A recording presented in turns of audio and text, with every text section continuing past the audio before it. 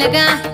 ఓ పిల్లగా యహో పిల్లగా వెంకటేశు చూడకపోతుంటవో కానకపోతుంటవో నా పిల్లగా వెంకటేశు చూడకపోతుంటవో కానకపోతుంటవో